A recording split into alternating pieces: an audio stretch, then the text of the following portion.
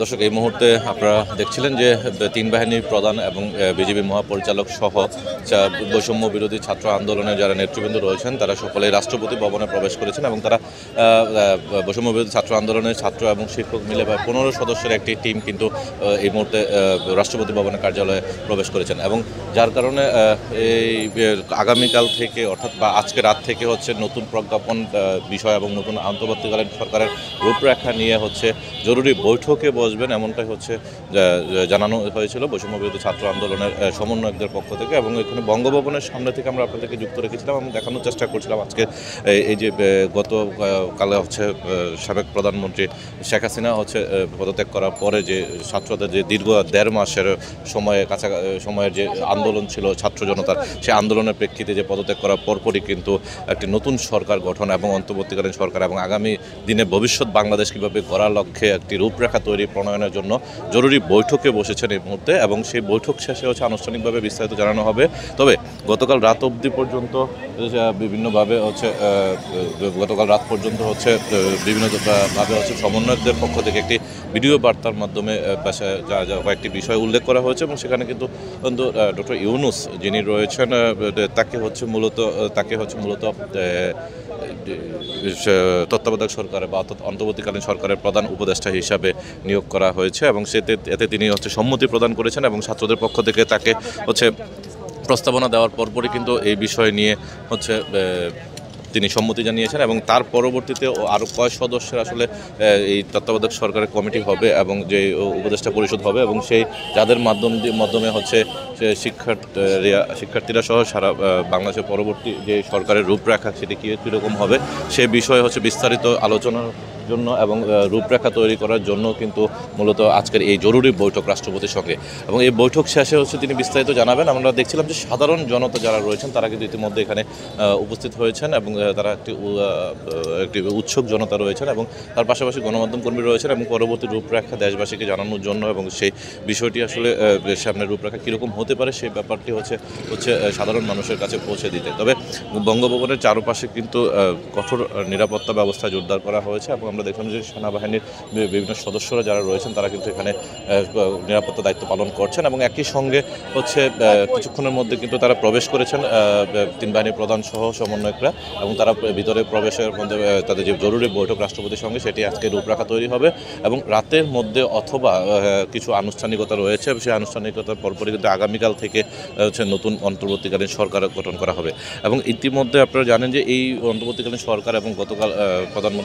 সাবেক প্রধানমন্ত্রী শেখ হাসিনা হচ্ছে পদত্যাগের কারণে কিন্তু একটি যে সংকট তৈরি হচ্ছে সেই সংকটটি নিরসনের জন্য খুব দ্রুত সময়ের মধ্যে হচ্ছে সেই ব্যবস্থাটি হচ্ছে চালু করা দরকার। এবং যেহেতু আজকে গতকাল রাত থেকে কিছু সারা দেশে বিভিন্ন জায়গায় অরাজকতা সৃষ্টি হয়েছে এবং বিভিন্ন জায়গায় ভাঙচুর অগ্নিসংযোগের ঘটনা ঘটেছে এবং আজকেও কিন্তু সেম ঘটনা বিভিন্ন জায়গায় বিভিন্ন থানা পুলিশের উপরে হচ্ছে নির্যাতন এবং থানাগুলোতে অগ্নিসংযোগ সহ নানা ধরনের ঘটনা ঘটেছে এবং গতকাল দেখেছেন উৎসুক জনতা তাদের বিজয় উল্লাস করতে তারা সংসদ ভবন সহ গণভবনে বিভিন্ন জায়গায় কিন্তু তারা লুটপাট চালিয়েছে এমনটাও দেখা গেছে। তবে বিভিন্ন জায়গা থেকে শিক্ষার্থী যারা রয়েছেন তারা কিন্তু এই যে অনেকের জায়গার কাছ থেকে বিভিন্ন মালামাল উদ্ধার করে সেনাবাহিনীর কাছে হচ্ছে হস্তান্তর করেছেন এবং যতটুকু খবর নিশ্চিত হওয়া গেছে এবং সেখান থেকে হচ্ছে যে বিভিন্ন মালামাল তারা সেনাবাহিনীর কাছে এবং গণভবনের ভিতর থেকে প্রায় 55 লাখ টাকার অধিক একটা অ্যামাউন্ট হচ্ছে সেনাবাহিনীর কাছে হস্তান্তর করা হচ্ছে যেটি রাষ্ট্রীয় সম্পদ হিসাবে বিবেচনা করেছে। এবং শিক্ষার্থীরা কিন্তু আজকে সারাদিন বিভিন্ন জায়গায় ট্রাফিক পুলিশের দায়িত্ব পালন করেছেন এবং যে কোনো ধরনের ট্রাফিক ব্যবস্থাপনার শৃঙ্খলা বজায় রাখার জন্য এবং দেশবাসী এবং নগরবাসীর জন্য একটু স্বস্তি পায় সেই বিষয়টি হচ্ছে নিশ্চিত করার চেষ্টা করছিলেন শিক্ষার্থীরা। এবং একই সঙ্গে কিন্তু গতকাল থেকে যে বৈষম্য বিরোধী ছাত্র আন্দোলনের যে কর্মসূচি পরপরই কিন্তু তাদের যে প্রাথমিক বিজয় লাভ করেছে তাদের দাবি অনুযায়ী এবং সেই বিজয়ের শেষে কিন্তু তাদের পরবর্তী রাষ্ট্র সংস্কারের জন্য একটি কমিটি গঠন করেছে এবং সেই কমিটির মাধ্যমে তারা নতুন করে তাদের হচ্ছে রাষ্ট্র সংস্কারের কাজ শুরু করবে। এবং এখানে বেশ কিছু নাম এসেছে ডক্টর ইউনূস ইউনূস সহ ঢাকা বিশ্ববিদ্যালয়ের শিক্ষক আসিফ নজরুল, আন্দালিব রহমান পার্থ এবং বিভিন্নভাবে যে বিভিন্ন জায়গা থেকে যে বুদ্ধিজীবী সুশীল সমাজ এবং একই সঙ্গে হচ্ছে আইনশৃঙ্খলা বাহিনীর সদস্য এবং সাবেক নির্বাচন commissioner brigadier general M Sakhawat Hossain সহ বেশ কয়েকজনের গুরুত্বপূর্ণ ব্যক্তিদের নাম এসেছে যারা অন্তর্বর্তীকালীন সরকারের দায়িত্ব পালন করবে এবং 3 থেকে 6 মাসের ভিতরে নতুন নির্বাচনের মাধ্যমে একটি গণতান্ত্রিক সরকার দায়িত্ব গ্রহণ করবে। সেই বিষয়গুলো যেটা নিয়ে কিন্তু এখন পর্যন্ত যতটুকু অন্যতম সমন্বয়ক আসিফ মাহমুদ, তার সঙ্গে যোগাযোগ করা হলে তিনি কিন্তু বলেছেন যে তারা এই ধরনের কোনো রূপরেখা দেননি, তবে তারা নিশ্চিত করেছেন যে ডক্টর ইউনূসকে প্রধান উপদেষ্টা হিসেবে তারা নির্বাচন করেছেন এবং একই প্রস্তাবনা দিয়েছেন এবং সেক্ষেত্রে হচ্ছে ডক্টর ইউনূস এখন পর্যন্ত সেটি সম্মতি জানিয়েছে। এবং আমরা কিছুক্ষণ আগে দেখলাম যে এখানে 3 বাহিনীর প্রধান সহ বিভিন্ন ঊর্ধ্বতন কর্তৃপক্ষ রাষ্ট্রপতির সঙ্গে, ছাত্রদের সঙ্গে এবং শিক্ষকদের সঙ্গে বৈঠকে বসেন এবং বৈঠক শেষে কিন্তু পরবর্তীতে নতুন একটি আপডেট নিয়ে হচ্ছে তারা জানাবেন এমনটা, এবং সেই অপেক্ষায় কিন্তু বাইরে উৎসুক জনতা থেকে শুরু করে গণমাধ্যম কর্মী সহ সকলে এখানে অবস্থান নিয়েছেন। এবং তার পাশাপাশি হচ্ছে যদি এখানে সার্বিক ব্যবস্থাপনা যদি দেখা যায়, এখানে আইনশৃঙ্খলা পরিস্থিতি যে কোনোভাবে এই এলাকাতে